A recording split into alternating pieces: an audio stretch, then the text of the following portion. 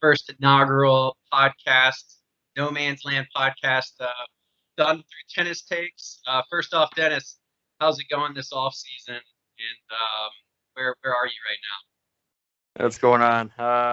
Yeah, right now, just in kind of the meat of it in the off season. In Washington D.C. right now. Just kind of getting the fitness going, getting the body right, getting the game. Tighten up all the loose screws and getting it all ready for Australia and the next year coming. So feeling good, no injuries. That's the biggest thing, and just looking forward to that first week. now? How much time did you take off after you finished the year? You finished the year in Paris, right? Yeah, so my last match was day before Halloween. So October 30th was my last match. And then I didn't hit my first ball until this last Monday, so December 4th. So I took a solid month off. Got into the gym probably after about 2 weeks, but allowed myself to kind of enjoy some real world and have some fun and kind of No, I feel like you have to. I mean, I've been there, and do you think the season's too long, or do you think they can do anything about it, or what are your thoughts there? I think it's too long for sure. I wish that they would shorten the season just a little bit. I mean, in a perfect world, I think maybe after the U.S. Open, cut it off, just end it. Maybe if you could push U.S. Open till maybe end of September, so maybe you could throw in a Masters in before then as well, and kind of get everything going. It might work out. Maybe 9-10 month season. I've had some ideas with scheduling. I thought maybe even starting the year in Australia right into a Grand Slam, I think is tough. I wish they can move that, but I also understand the dates are important for people to come to these tennis matches, since tennis is constantly in need of growing. But yeah, the season definitely is a little long to have an individual sport with 2 weeks off. It almost feels like it's a 10 to 15 year never ending career. It's like year-round school almost, feels like. Yeah, So, exactly. uh, So so, so, so talk about you made a change this off season. You've been in Tampa the last little bit, training and having your off weeks, like when you're not playing tournaments. What made you decide to, go back home and base out of Arlington or DC instead of being down, I guess, in the warmer weather in Tampa? yeah, it was a point in my career where I felt like I needed to be close to my family, some of my older friends. I felt like as well I was in a point where I'm very self motivated, so I knew what I need to do. I have all the resources here. We have TFO here, always some great juniors as well. So it just seemed like the logical move. I was kind of getting tired of Florida. And there's some great facilities, great players, but just home is home. And if I feel like if every player were in the same position and had an opportunity to go home and have the resources to be a pro, every single pro would do it. And I kind of found my opening there and thought, okay, this is time. Everything is in place and it's time to move. So it's been an awesome move. I love it. Uh, I love having a real winter right now and every day below 30. 30 to 40 at least. But it's awesome, and I'm sure too. Just being at home is something you definitely need, especially after this long season. No, I agree. I think the argument, sometimes it's like you don't want to be that comfortable during training weeks, so you can really just put your, just work as hard as you can and not have any distractions. But I think, after you've done it for several years, I think it gets to the point where you know what you need, and you also, in order to really push long term, you got to be able to have that balance of, seeing some friends after you get home from practice, making it a little bit easier to wake up with that alarm clock in the mornings. Yeah. But for sure. But the transition off of that, what would be maybe like your perfect off-season, preseason training day, or what are you doing now? Like just a typical day when you get up, like how many Yeah. times when you're on court in the gym, all that stuff. So my weeks have kind of led to a progression of back to normal training. I feel like normal training for a tennis player is typically one long session or one normal 2-hour session with a shorter session if you like to break it up. And then, fitness. So what happened my first weekend, I was by myself, just kind of working out, getting the base going. Brought myself into offseason right away into a beep test, which is awful. Probably one of the worst things ever. But give myself a week just to get my body used to everything. Lighter weights, the running, run up all the beers and all that good stuff. But the second week, I went down to Tampa actually and worked with my trainer Chris May, and we were kind of more hands-on. Really got after it for 2 weeks. And get the body right without any tennis. So 2 sessions a day, running in the morning, lifting in the afternoon. And it was just kind of eat, sleep, workout, repeat. And it was just for that for 2 weeks. So it was nice to have that. I think for a short period of time, you can kind of get yourself in that mindset and enjoy that kind of isolation of just living in the gym or wherever. And then now moving back home, I've continued to do the fitness, but take it down a little bit and just kind of adding on all the tennis. Right. This week, for example, I'm showing up to the courts and doing a cardio workout. I'm going to practice 2 to 3 hours. I go into a lift right after. I take a break and then I do about an hour specifics in the afternoon. So it's pretty busy day. Coming back into tennis, my body instantly got sore. There's almost nothing you can do in the gym or anything cardio that can replicate what hitting balls feels like for 2 or 3 hours. So it was definitely a shock to the body. I'm finally getting a little bit better, not as sore, but I'm excited to be back on the court and motivation's high. So would you say that you probably put more of an emphasis during the preseason on fitness, your body, than it is about like actually working on your tennis game or trying to improve something? I know obviously we do both during the preseason, but it sounds like, you're putting a little bit more emphasis on the gym side of stuff. Yeah, I mean, if typically I feel like you want to be 50-50, but I'm probably a little maybe on the 60-40. With fitness being a little bit more, maybe 55-45, but it's fitness has always been a big part of my game. Just being kind of a guy under 6 feet who needs to run, I need to defend. So if fitness isn't on my side, my game really can't help me out there. So that's why I put such a big emphasis on it. But tennis, definitely trying to keep everything as solid as it was this last year, which I had a great year coming from just touching outside top 200 to getting back to 60. So now it's a little adding maybe 1 or 2 little things, but keeping that base solid and knowing that I can repeat it and keep these things going, because also feel like there's a change in the guard in tennis. I'm definitely looking for my window. Gotcha. I do want to apply or give a little bit of background info to the people that are going to listen to this, just about, I want to say how much Denis Kudla does work hard in the gym, and definitely even in the preseason. So about 2 years ago, preseason, 2016, he comes to my bachelor party in Charleston, South Carolina. And, like any bachelor party, we have a couple, long nights out. And I remember the last day that we're there, everybody's feeling awful. We got one guy that like lost his wallet and he's calling TSA to see if he can get on the plane without a driver's license. We got another guy. Post Taco Bell.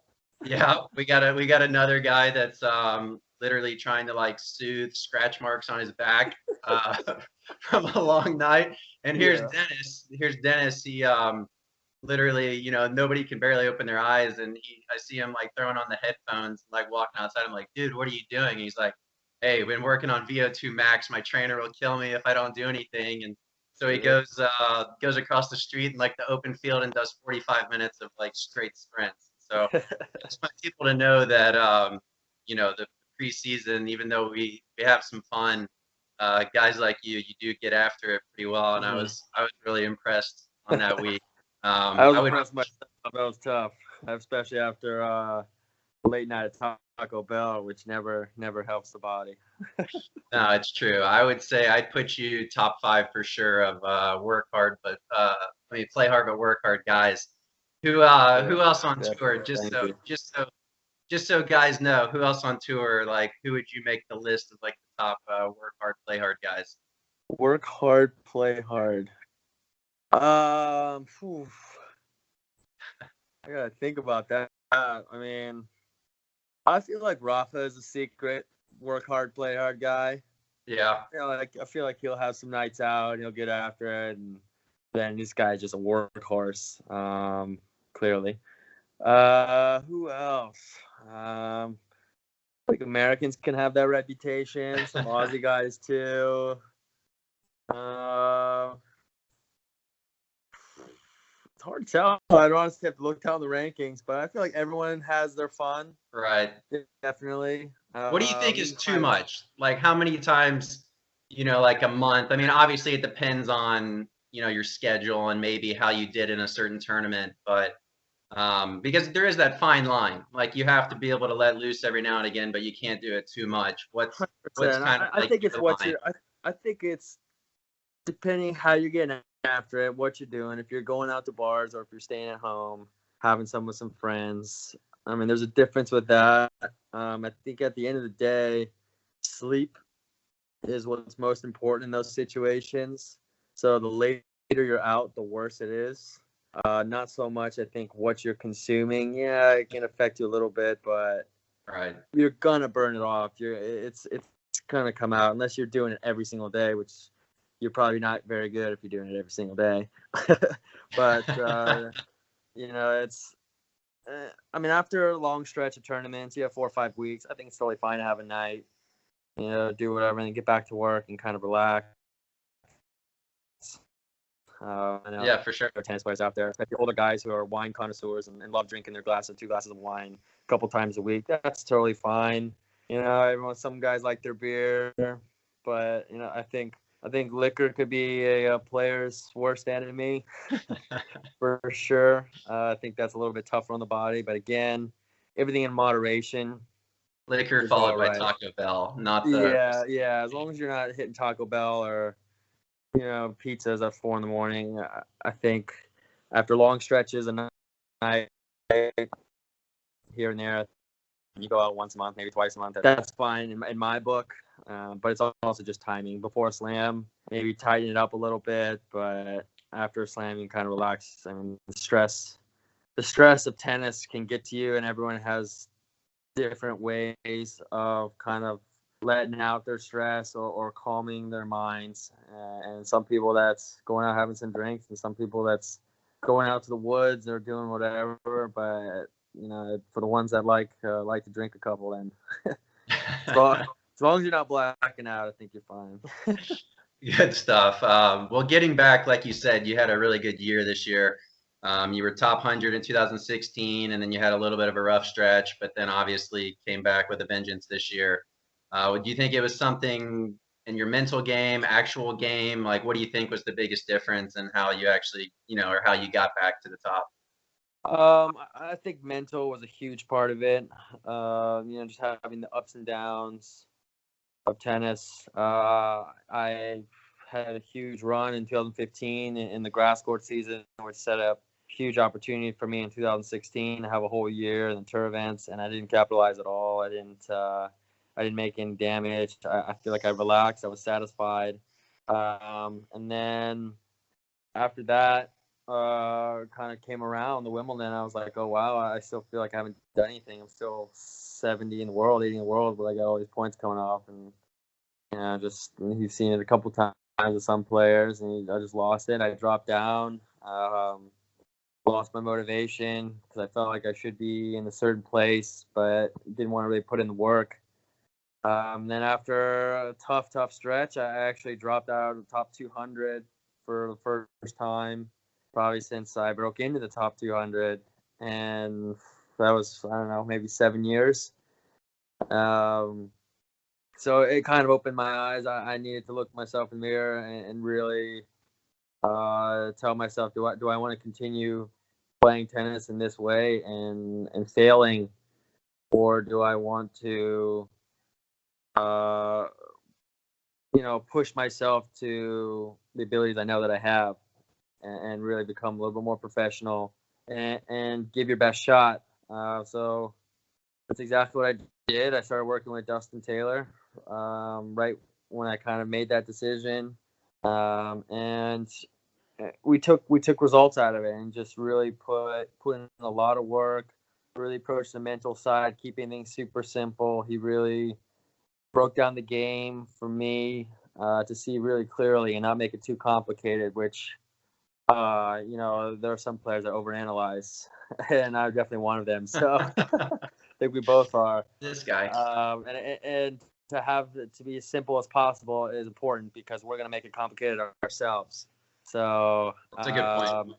That was big for me, and everything just clicked right away. I mean, in tennis, saving match points and qualifying for Australia, that happened to me in the first week of the year. That turned my year around and gave me a lot of confidence knowing I qualified for the first slam and kind of get things rolling, and it did. But I thought, even though I didn't finish the highest I ever finished this last year, I think it was my best year for how consistent I was. I felt like the whole year I was putting up good results, beating good players, and that was really, really big for me. So How was it playing? How was it playing Fed and Halle? Yeah, Fed and Halle was awesome, man. He's like God there. He's got there. I mean, he's got his own street, leading into the stadium. It's pretty insane. But I think it was big for me to have that second chance to play him. I played him, 6 years ago, and I really took a lot of positives from that loss the first time and realized, all right, I completely overplayed. I completely thought he was going to be God, just hit winners on every single ball, but they are human, and Dustin helped me with that as well, really making me realize he's a human, and he's going to use that intimidation factor on you early, and if you can kind of hold on there, they become a little bit more normal of a player, and that's what I felt like. I went down a break. I was lucky to break back right away, and then I kind of held my own, and I felt like I had 3-4 love 40 in the second. Really thought I was going to win that and take it to 3. And anything can happen on a grass court, especially a Halle grass court, which is all over the place. But didn't happen. I got the tight moments. He kind of got on me. You think, oh wow, I'm this close to being Fed. Maybe I'll get it. But other than that, I was just happy that I played a great match, and I gave myself an opportunity to win that match, and I think that's always a good feeling when you're playing those top guys and you allow yourself to play within yourself, right? And you realize that it's not that much magic. It's just consistent, but it's a high level for a long period of time. Does he get another slam or no? I hope so. For the sake of his record, I think he deserves to have the greatest of all time. I just don't feel like it'd be right if Rafa or Djokovic ever passed him. I could still see him as the greatest of all time. Maybe if someone in the next generation can do it, all right, I would give it to them that way. But when's that going to happen, though? Like, you've seen these guys play. Like, are the big three, I mean, are they really in danger of, next year or even the next year? I mean, maybe Fed because he's getting up there, but every time you say that, he doesn't. Yeah, I mean, next, I think it's I think it is about to change. I think Fed doesn't have that much longer. I think he can be top 10, but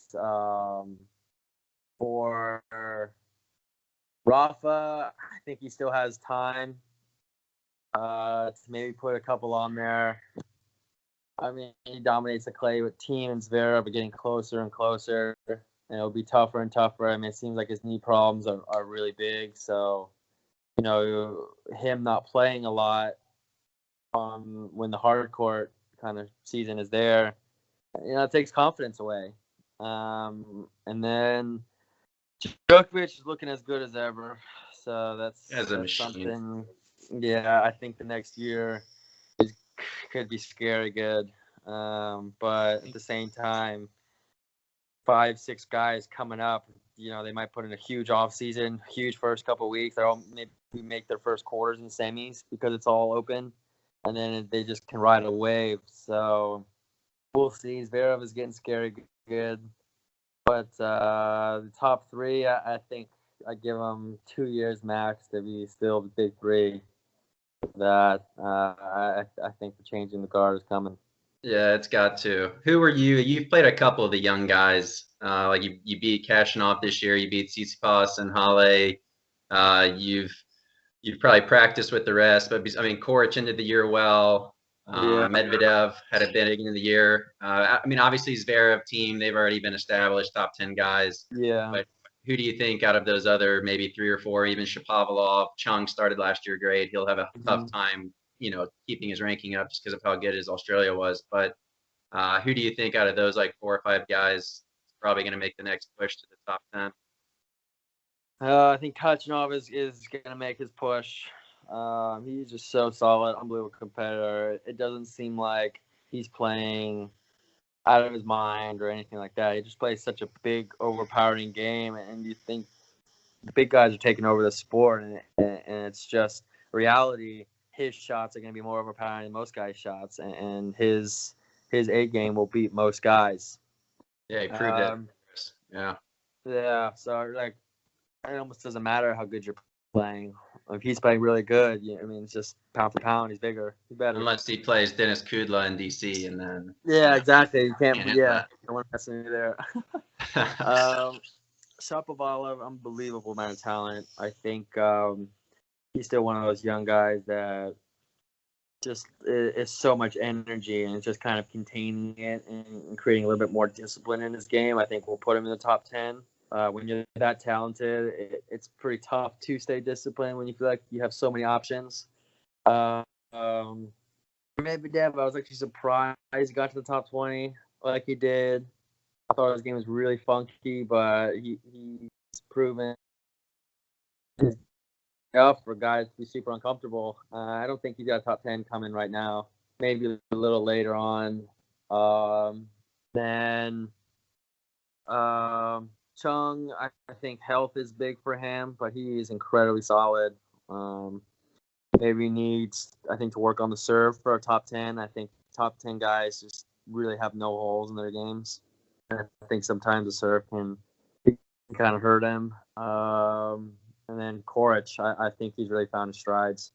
He's an incredible athlete. His game is solid. Doesn't look like he's playing crazy. And he wants it so bad. I think he kind of has that look in his eye like Djokovic does, and he's going to be willing to obsess and to this crazy limit, and it's working for him. I know a lot of guys with that kind of obsession probably burn out, put too much pressure on himself, probably wouldn't be able to live up to expectations because of all the nerves, but he's proven that he can do it, and he's willing to obsess over it. What about Tsitsipas? Tsitsipas, lots of talent, big game. Another one of those guys. Hopefully, he doesn't get hurt. It seems like he's small. As long as he doesn't dive on hard court, yeah, maybe. Yeah, he's one dive away from having an elbow surgery. So hopefully, he doesn't do something stupid like that. I feel like sometimes he puts his body at too much of a limit to where something like that could happen. But his game is definitely there. He's proven that. If he doesn't do it next year, I think the year after, I'd be curious to see how he defends this big year. Right. As you know, really having a huge year, defending it the next year really shows that guy is willing to be there, or is worthy of being there, because it's consistency and it's not showing it's a bluff, and then everything kind of calms down. Right. So, the top coaches get paid for a reason. I mean, you get figured out a little bit, and then that's how some guys are so good it doesn't really matter if you know what they're doing, but others, I mean, you do have to have that second year adjustment, I guess. 100%. How you go about it. But anyway, appreciate you coming on. Just before we end, do you know what your schedule is going to be like the rest of the preseason and then into the first couple tournaments next year before Australia? Yeah, so I'm just getting after it in DC and maybe a couple days in Orlando, leaving Christmas night. starting my year in Brisbane. The second week, I'm not sure. I'm a couple out of the main draw of Auckland and Sydney, seeing maybe where I land in there. And then Australian Open, and then that's as far as I'm looking right now. Luckily get to play a bunch of the tournament main draws to start the year, and I'm taking a different approach from the Americans. Gonna head over to Europe, most likely. Oh, yeah. Try some of those tournaments. You won't see an American flag out there, on a normal basis, but deciding to give it a go. I'm excited for what the year has to offer, and I'm just excited that I'm healthy and putting in good work. Nah, man. Well, I'm always following you and wishing you luck, and hope to see you out there soon. But once again, thanks for joining the podcast, and we will sign off on that note. But anyway, good luck, man. Talk to you later. Appreciate it. See ya. Yeah.